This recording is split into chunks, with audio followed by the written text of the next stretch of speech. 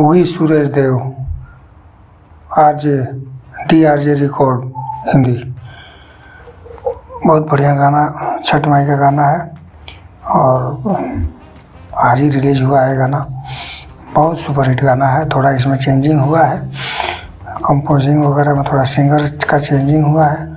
खुशबू चैन ने गाना गाया है, पहले कोई और सिंगर गाना गाने के लिए थी, लेकिन बाद में खुशबू चैन को लाया गया गाना गाने के लिए। अब ये इस वजह से थोड़ा लेट हुआ, नहीं तो 25 तारीख को कल ही ये रिलीज़ होने वाला था गाना, और इस वजह से लेट हुआ। आज ये 26 तारीख को सुबह में 5 बजे रिलीज़ हुआ है। इस गाने का जो गाना लिखे हैं वो अरुण बिहारी जी हैं।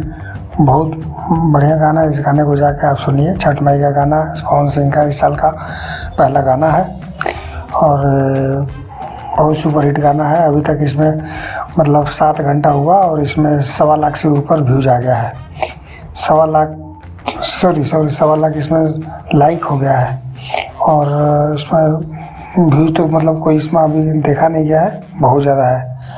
कृपया जाके आप देखिए इसे और सुनिए। छठ में के लिए बहुत